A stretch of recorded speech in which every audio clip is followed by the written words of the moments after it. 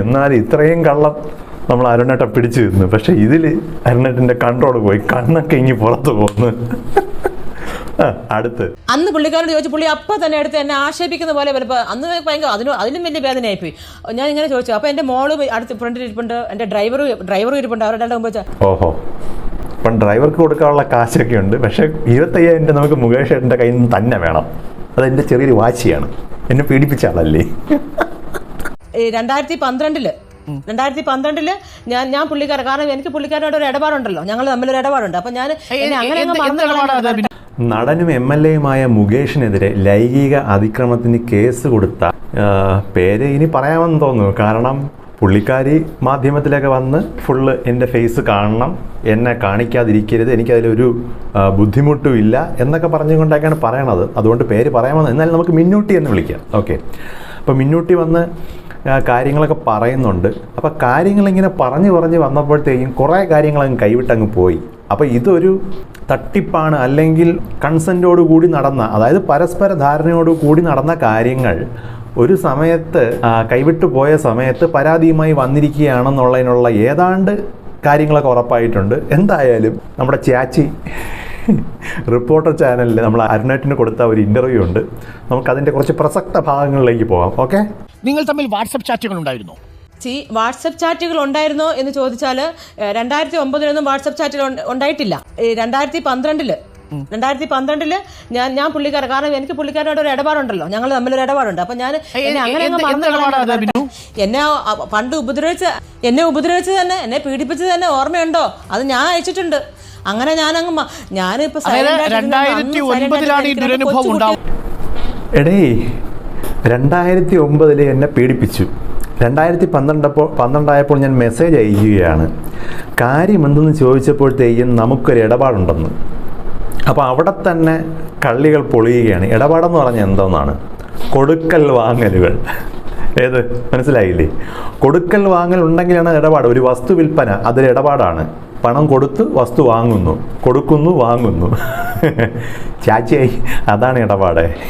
അപ്പം നിങ്ങൾ തമ്മിലൊരു ഇടപാട് ഉണ്ടെങ്കിൽ അത് എന്ത് തരത്തിലുള്ള ഇടപാടാണ് എന്നുള്ളതാണ് മറ്റൊരു ചോദ്യം. അപ്പം എന്നെ പീഡിപ്പിച്ചു, അതുകൊണ്ട് എനിക്കൊരു ഇടപാടുണ്ട് എന്ന് പറയുന്നതൊക്കെ ശരി, നമുക്ക് ബാക്കി കാണാം. ഞാൻ സിംഗിൾ പേരൻ ആ സമയത്ത്. അപ്പോൾ ഞാൻ ഈ കുഞ്ഞുങ്ങളെ അങ്ങോട്ട് പഠിപ്പിക്കുക. അപ്പം ഞാൻ കുഞ്ഞുങ്ങൾക്കാണ് പ്രയോറിറ്റൈസ് ചെയ്തത്. ഞാൻ കുഞ്ഞുങ്ങളുടെ പഠിത്തക്കാരോ എഡ്യൂക്കേഷൻ്റെ കാര്യം നോക്കണോ, അത് ഇവർക്കെതിരെ കേസ് കൊടുത്ത് പോകണോ, പിള്ളേരുടെ കാര്യം ഒന്ന് സേഫ് ആക്കട്ടെ. പക്ഷേ ഇന്ന് ഞാൻ പിള്ളേരെ കൊണ്ട് ചെന്നൈ പോയി. ഇതിനിടയിൽ എനിക്കൊരു ബുദ്ധിമുട്ട് വന്നു. ഞാനൊരു സിംഗിൾ പേരൻ്റ് ആകുമ്പോൾ തീർച്ചയായിട്ടും നമുക്ക് ബുദ്ധിമുട്ട് വരും, സാമ്പത്തിക ബുദ്ധിമുട്ട് വന്നു. അപ്പോൾ ഞാൻ മോളുടെ ഒരു ഫീസിൻ്റെ കാര്യത്തിന് വേണ്ടി ഞാൻ പലരോടും ഞാൻ ഹെൽപ്പ് ചോദിച്ചിട്ടുണ്ട്. ആ ചോദിച്ച കൂട്ടർ ഇദ്ദേഹത്തിനോട് ചോദിച്ചത് തെറ്റാണോ? ഒരു തെറ്റുമില്ല ചേച്ചി, ഒരു തെറ്റുമില്ല, വളരെ കറക്റ്റാണ്.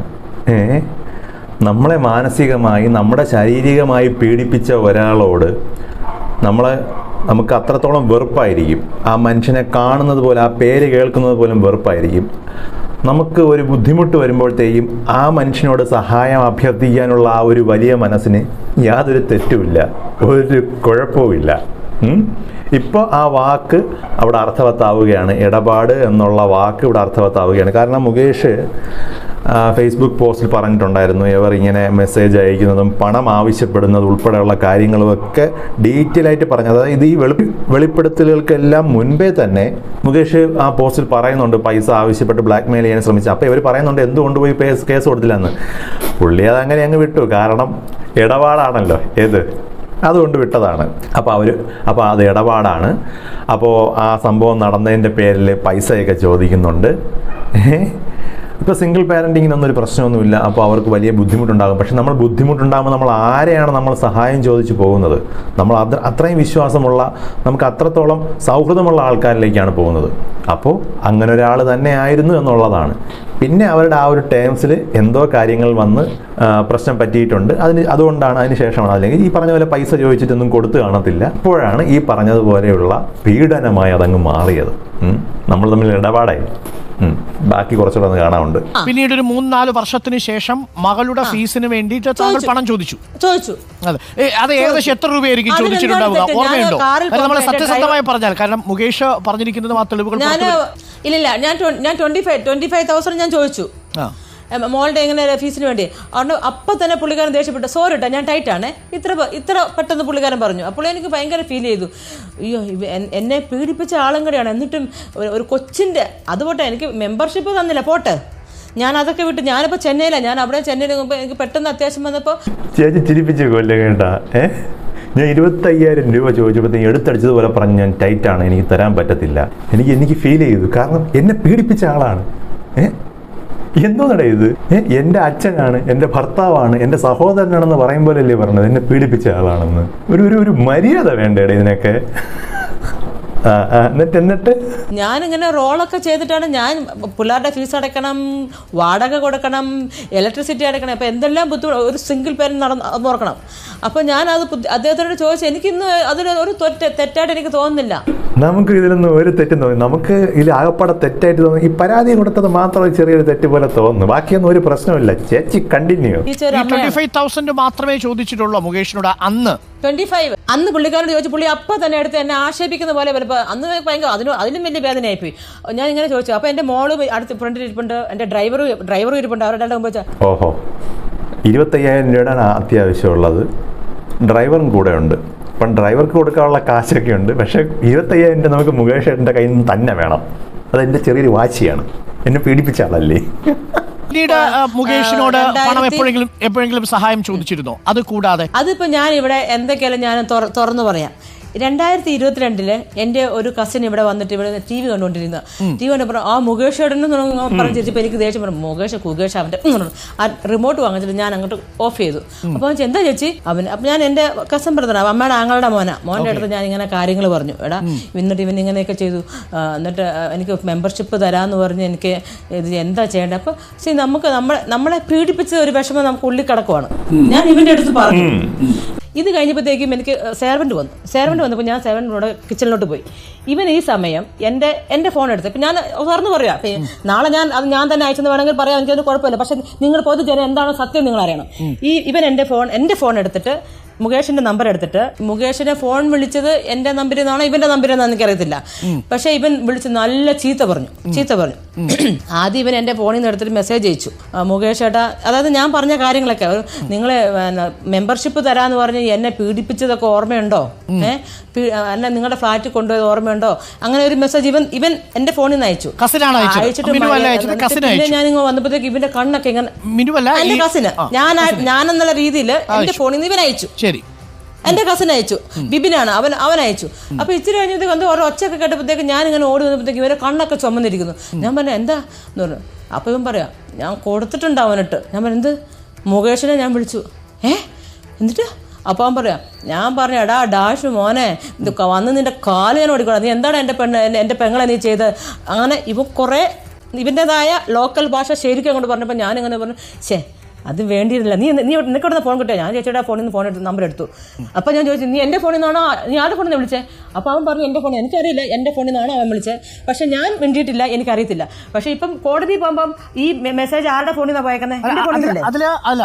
എനിക്ക് കോടതി പറഞ്ഞത് എൻ്റെ ഫോണിൽ നിന്നാണോ അവൻ്റെ ഫോണിൽ നിന്നാണോ വിളിച്ചത് നോക്കാൻ വേണ്ടി ആ കോൾ ഹിസ്റ്ററി ഒന്നെടുത്ത് നോക്കിയാൽ മതിയേ. അപ്പോൾ അതിൽ കാണും ഏത് ഫോണിൽ നിന്നാണ് പോയെന്നുള്ളത്. അതൊക്കെ വളരെ സിമ്പിളായിട്ടുള്ള കാര്യങ്ങളല്ലേ ചേച്ചി, അതിനൊക്കെ ഇത്രയും കൺഫ്യൂഷൻ വേണോ? അടുത്തടുത്ത് പറയട്ടെ. അതിലെന്തെങ്കിലും സാമ്പത്തിക സഹായം കസിൻ നല്ല ചീത്ത പറഞ്ഞു. അതും ഞാൻ അറിഞ്ഞിട്ടില്ല. നിങ്ങൾ ഇതിനു മുമ്പ് എന്നോട് ചോദിക്കുന്നുണ്ടല്ലോ, മിനു ഇങ്ങനെ പൈസ ചോദിച്ചോ, ബ്ലാക്ക് മെയിൽ ചെയ്തു. അപ്പൊ ഞാൻ പറയുന്നില്ലേ, ബ്ലാക്ക് മെയിൽ ചെയ്തെങ്കിൽ എന്തുകൊണ്ടായാലും കംപ്ലൈന്റ് കൊടുത്തില്ല, ഞാൻ നിങ്ങളുടെ അടിച്ച് സംസാരിക്കുക. 2022 മിനുവിന്റെ ഫോണിൽ നിന്ന് മിനു അറിയാതെ മിനു ഉള്ള ഒരു ദിവസം കസിനോട് ഈ കാര്യം പറഞ്ഞപ്പോ കസിൻ മിനു എന്ന വ്യാജേന ഒരു മെസ്സേജ് അയച്ചിട്ടുണ്ട്. അതിനകത്ത് പൈസ ആവശ്യപ്പെട്ടിരുന്നു ഈ കസിൻ. ആ കസിനെ ആവശ്യപ്പെട്ടിട്ടുണ്ട്, 1 lakh തന്നിട്ടുണ്ട്. മര്യാദക്ക് ഞാൻ അവിടെ വരും, നീ എൻ്റെ പെങ്ങളെ അവനെന്താ പറഞ്ഞു ഞാൻ കേട്ടുപോലില്ല. അവൻ പറഞ്ഞു ഞാനിങ്ങനെ അവൻ്റെ ഫോണിൽ നിന്ന് അയച്ചു പറഞ്ഞപ്പോഴും ഈ സെർവൻ്റ് എന്നെ വിളിച്ചപ്പോൾ പിന്നെ എൻ്റെ മൈൻഡ് ഡൈവേർട്ട് ആയിപ്പോയി. അത് കഴിഞ്ഞിട്ട് അവൻ അങ്ങോട്ട് പോവുകയും ചെയ്തു. അപ്പോൾ പിന്നെ ഞാൻ ഒന്നും അങ്ങോട്ട് കണക്ട് ആവുന്നില്ല ചേച്ചി. കസിൻ വന്നപ്പോൾ കസിൻ്റെ കൂടെ കഥ പറഞ്ഞു, കസിൻ പൊട്ടിത്തരിച്ചു. ഞാൻ സെർവൻറ്റുമായിട്ട് അടുക്കളയിലോട്ട് പോയ ആ ഒരു തക്കത്തിന് കസിൻ എൻ്റെ ഫോൺ എടുത്ത് മുകേഷിന് മെസ്സേജ് അയച്ചു, മുകേഷിന് ഫോൺ വിളിച്ചു, മുകേഷിനെ തെറി വിളിച്ചു. പോരാഞ്ഞിട്ട് മുകേഷിൻ്റെ കൂടെ 1 ലക്ഷം രൂപയും ചോദിച്ചു. എങ്ങനെ ഇരിക്കുന്നു കസിനെ? ചേച്ചിക്ക് അതിനെപ്പറ്റി യാതൊരു ഐഡിയ ഇല്ല. ഇടയിടെ നിങ്ങൾ സിനിമയിൽ അഭിനയിക്കുന്നവരാണ്, അഭിനയം നിങ്ങൾ ഓക്കെ സിനിമയിൽ ചെയ്തോ, ഈ കണ്ടോണ്ടിരിക്കുന്ന നാട്ടുകാരെ മുഴുവൻ പൊട്ടന്മാരാക്കരുതോ. അവിടെ ഒരുത്തൻ കേട്ടോണ്ടിരിക്കുന്നത് അത് പൊട്ടനായിട്ടിരിക്കുകയാണ് അവിടെ. ഈ കണ്ടോണ്ടിരിക്കുന്ന നമ്മളെ കൂടെ പൊട്ടനാക്കാൻ വേണ്ടി നോക്കുകയാണോ? പുള്ളിക്ക് ജാമ്യം കിട്ടാനുള്ള കാര്യം ഇതാണ്. നിങ്ങളുടെ വാദങ്ങൾ ഇത്തരത്തിലുള്ള വാദങ്ങളാണ്. ഇതിവിടെ തീർന്നില്ല, ഇത് ക്ലൈമാക്സിലോട്ട് എത്തിക്കൊണ്ടിരിക്കുന്നുള്ളൂ. ഈ ചിരിച്ച് മരിക്കുന്നതാ ഇവിടെ.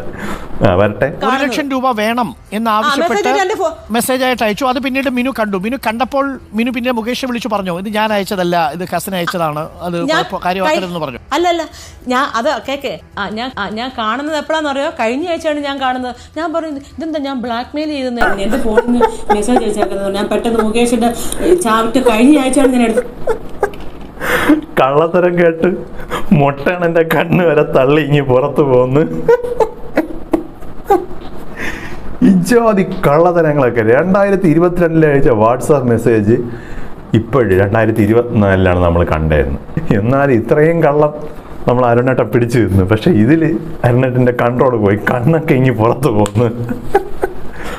അടുത്ത് നോക്കിയപ്പോഴാണ് ദേ ഇവൻ ഇങ്ങനെ അയച്ചേക്കുന്നതെല്ലാം കാണാൻ ഞാൻ ഞെട്ടിപ്പോയി. അപ്പോൾ എൻ്റെ SIT അടുത്തിട്ട് ഞാൻ 164 പോയിക്കൊണ്ടിരിക്കുകയാണ്. ഞാൻ പറഞ്ഞു അയ്യോ ദേ ഇവൻ ഇങ്ങനെ മെസ്സേജ് അയച്ചിട്ടുണ്ട്. ഇവൻ ഇങ്ങനെ മെസ്സേജ് അയച്ചിട്ട് അതിൻ്റെ താഴെ എൻ്റെ അക്കൗണ്ട് നമ്പർ ഇട്ടിട്ടുണ്ട്. എന്നിട്ട് അതിൻ്റെ താഴെ 1 lakh എന്ന്. മിനുവിന്റെ അക്കൗണ്ട് നമ്പർ കസിൻ ഇട്ടു. മെസ്സേജ് എൻ്റെ ഫോണിൽ അക്കൗണ്ട് നമ്പർ കസിൻ അറിയാമായിരുന്നോ? കസിൻ ഇട്ടു. അറിയാം പിന്നെ അവനറിയാം.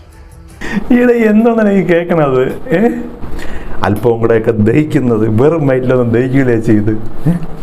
അല്പം കൂടെയൊക്കെ ദഹിക്കുന്ന കുറച്ച് കള്ളത്തനങ്ങളൊക്കെ പറഞ്ഞിരുന്നെങ്കിൽ നമുക്ക് അഡ്ജസ്റ്റ് ചെയ്ത് പോകുമായിരുന്നു. ഇത് കടുപ്പമാണ്, ദശമൂലം കഴിക്കേണ്ടി വരും ദഹിക്കാൻ. എന്നിട്ട് പക്ഷേ ആ സമയത്ത് അദ്ദേഹം അക്കൗണ്ട് നമ്പർ എടുക്കണം. ആ അക്കൗണ്ട് നമ്പർ നമ്മുടെ മുകേഷിന് വേണ്ടിയിട്ട് അയച്ചു കൊടുക്കണം. അതങ്ങനെ കസിൻ ചെയ്തൊരു ചെയ്ത്താണ്. അതാണ് ശരിക്കും ഇപ്പൊ പാരയായതല്ലേ മിനു? പാരയല്ല, അത് അനുഗ്രഹമായി. ഞാനത് കാണാതിരുന്ന നന്നായി. ഞാൻ കണ്ടിരുന്നെങ്കിൽ ഞാൻ ഡിലീറ്റ് ഫോർ എവരി വൺ കൊടുക്കത്തില്ലേ? അത് ഇത് ഭയങ്കര ഒരു പ്രൂഫ് അല്ല. ഞാൻ അങ്ങനെ ചെയ്യാൻ തോന്നുന്നുണ്ടോ? ഞാൻ അപ്പോൾ ഡിലീറ്റ് ഫോർ എവരി വൺ കൊടുത്തായിരുന്നേ. പക്ഷേ അന്ന് ഇത് കാണാതിരുന്നത് എനിക്കത് അനുഗ്രഹമായി മാറിയോ ചെയ്തേ. പ്രൂഫാണ്. ഞാൻ ഈ മെസ്സേജ് വാട്സാപ്പിലാണല്ലോ ഇത് ചാറ്റ് ചെയ്തിട്ടുണ്ടാവുക അല്ലേ? അതായത് സംഭവമൊന്നുമില്ല, സംഭവം ഫുള്ള് കയ്യിൽ നിന്ന് പോയി പൊളിഞ്ഞ് പാളീസായി. മുകേഷിന് ജാമ്യം കൊടുത്തു. ഇങ്ങനെയൊക്കെയാണ് സംഭവങ്ങൾ. അപ്പോൾ ഇതിനെയൊക്കെ തികഞ്ഞ അവജ്ഞതയോടുകൂടി തള്ളിക്കളയേണ്ട വിഷയങ്ങളാണെന്നുള്ളതിന് യാതൊരു സംശയവുമില്ല. വെറും പബ്ലിസിറ്റി സ്റ്റണ്ടിന് വേണ്ടി മാധ്യമങ്ങൾ അവർക്ക് ഓക്കെ ഈ പറഞ്ഞതുപോലെ തീറ്റയാണ്. അവർ പിടിച്ചിരുത്തി ഇതേപോലെ ഓരോന്ന് പറഞ്ഞുകൊണ്ടിരിക്കും.